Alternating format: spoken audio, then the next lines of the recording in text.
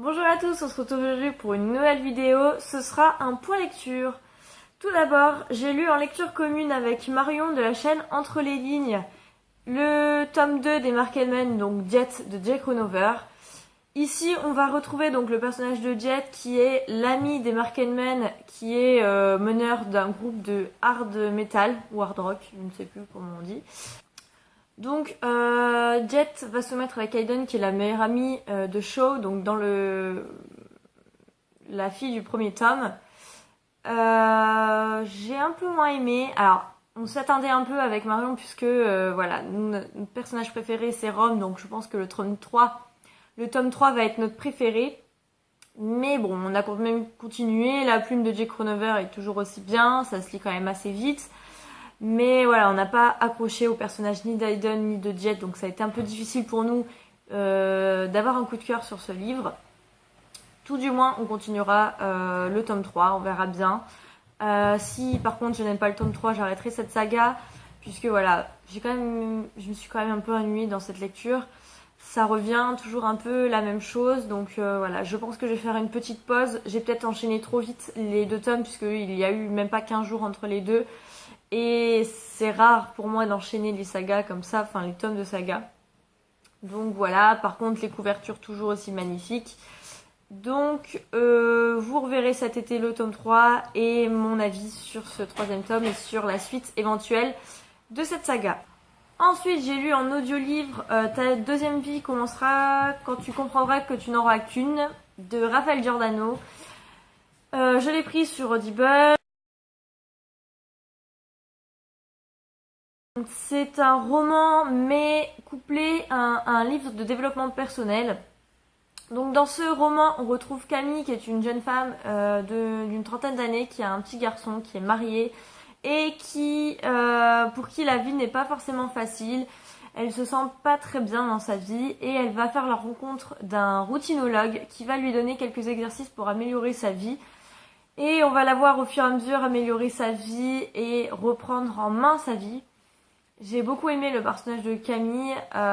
J'ai bien aimé aussi le fait que l'auteur, dans le dernier chapitre, prenne tous les conseils qui ont été donnés au fur et à mesure dans ce livre pour qu'on puisse nous aussi faire ces exercices et améliorer notre vie. J'ai bien aimé aussi la plume de Raphaël Giordano qui est très légère mais à la fois humoristique et très profonde puisque voilà, j'ai trouvé ce roman assez attachant. Je me suis beaucoup attachée à Camille et à son histoire de vie.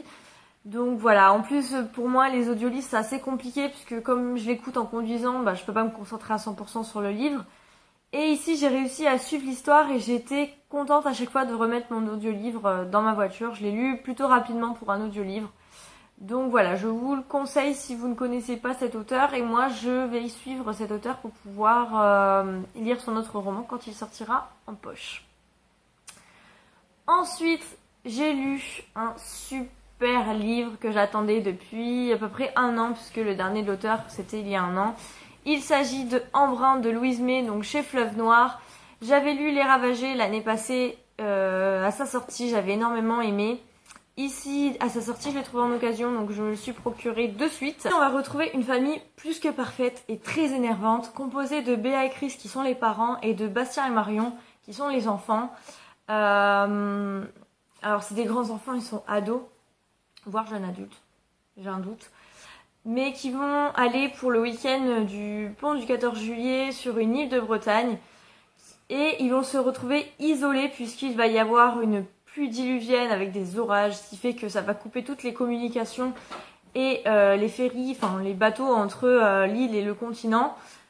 Ils vont aller se promener en laissant Marion seule dans la maison et à leur retour Marion a disparu. Donc ils vont essayer de retrouver Marion, sachant que comme l'île est fermée, ils sont persuadés, enfin ils sont sûrs que Marion est sur l'île, donc ils vont mener l'enquête jusqu'au retournement qui m'a plus que surpris. Alors pour beaucoup, il y a eu des critiques négatives. Je pense que c'est dû au fait déjà de la famille plus que parfaite qui est très énervante. Surtout Béa et Chris m'ont plus qu'exaspérée dans leur perfection, dans la vie très carrée, aucun débordement, enfin voilà, vraiment agaçante. Et Et je pense que c'est ça en fait, parce que c'est peut-être aussi des gens qui ont voulu analyser dès le début le livre, qui ont essayé de chercher le pourquoi du comment. Et c'est un roman d'ambiance, un huis clos dans lequel il faut se plonger et, et se laisser porter en fait par l'histoire. Quand vous rentrez dans l'histoire, donc vous rentrez avec eux sur cette île, au fur et à mesure vous voyez que vous êtes isolés. C'est très angoissant, d'autant plus que Marion est phobique de tout ce qui est eau et c'est pour ça qu'ils l'ont emmené sur l'île pour combattre sa phobie de l'eau, des grandes étendues d'eau. C'est ma grande phobie aussi et du coup j'ai été angoissée à la place de Marion. J'avais peur de continuer ce roman, surtout depuis qu'elle a disparu parce que je me suis dit à mon avis elle va prendre cher et du coup par ce fait moi aussi, donc j'étais très angoissée à la lecture de ce livre. Je l'ai pas lâché. J'ai dû arrêter ma lecture pour différentes raisons et voilà, dès que j'avais 5 minutes, je me replongeais dedans parce que je voulais savoir l'histoire. En plus, les chapitres sont très courts, donc ça met du rythme dans l'histoire, vous avez envie encore plus d'avancer. Le fait que ce soit un huis clos, vous avez encore plus envie d'avancer pour sortir justement de cette île et retrouver le continent et la terre ferme. Voilà, j'ai énormément aimé. Alors ce roman est très différent de Ravagé, donc c'est pas parce que vous avez aimé Ravagé que vous allez aimer Embrun ou inversement, donc voilà, n'hésitez pas à essayer. J'ai pu rencontrer Louise May au Saint-Maur en poche, une fille adorable. Je pense qu'on a énormément de points communs sur nos goûts en lecture nos goûts en thriller et en huis clos, en secret de famille. Donc je pense que voilà, je serai rarement déçue par Louise May, tout du moins je l'espère. Et c'est une fille avec laquelle j'ai aimé discuter.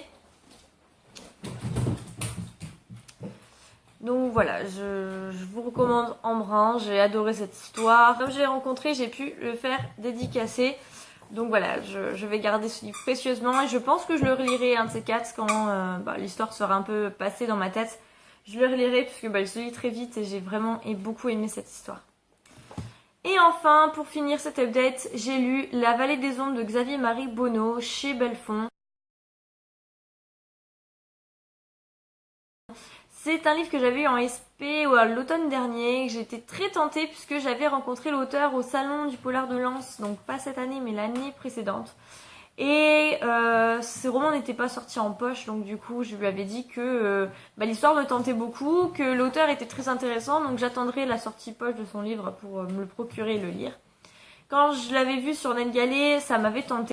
Donc du coup, je m'étais procuré le livre et puis le temps a passé, j'avais pas eu le temps de le lire. Donc là, j'ai voulu le lire pour rencontrer l'auteur au Saint-Maur en poche et j'ai tout de suite accroché à ce roman. Donc ici, on va retrouver un personnage qui revient dans sa ville natale.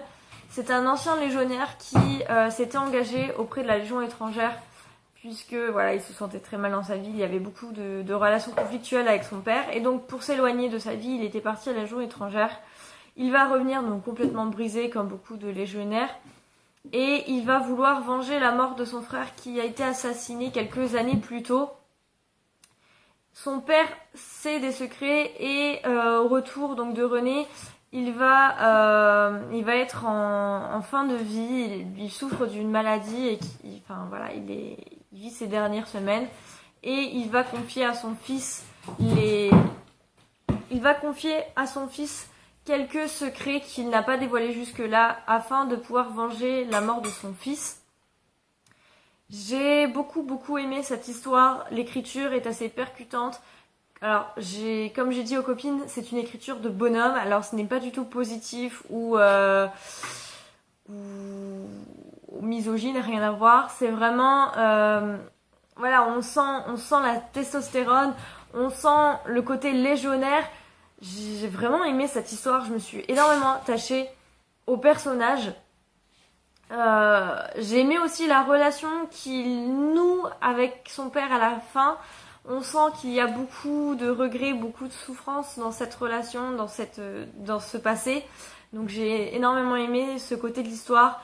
J'ai bien aimé aussi suivre la vengeance, comment le personnage va amener la vengeance de son frère. J'ai aimé aussi les relations qu'il peut avoir avec Brahim, avec Samia, qui sont d'autres personnages de cette histoire. J'ai beaucoup aimé cette histoire, si vous n'avez pas compris, je vous le conseille. J'ai pu rencontrer du coup l'auteur au Saint-Maur. À l'époque, j'avais lu que même pas un tiers du livre Et j'avais dit à l'auteur que j'étais bluffée par le fait que dès les premières lignes, il nous zappe. On est vraiment avec lui dans l'histoire, on n'a pas envie de lâcher ce livre. Je l'ai lu en quelques jours, alors que franchement le week-end du Saint-Maur, c'était pas le week-end où on a eu énormément de temps pour lire. Mais j'ai énormément aimé cette histoire. Je lui ai pris, vous le verrez dans le book haul de Saint-Maur, son premier roman donc que j'avais vu lors du salon du Polar de Lens. Et je le lirai, je pense, cet été ou cet automne peut-être. Mais j'essaierai de le lire assez rapidement parce que j'ai vraiment accroché à cette histoire. Donc voilà, c'est tout pour ce roman. Comme vous voyez, je suis en train de jouer en même temps avec le chien pour qu'il puisse se calmer un petit peu. N'hésitez pas à commenter si vous avez lu l'un de ces livres ou si l'un des livres que je vous ai présentés vous intéresse. En attendant, je vous dis à la prochaine. Ciao!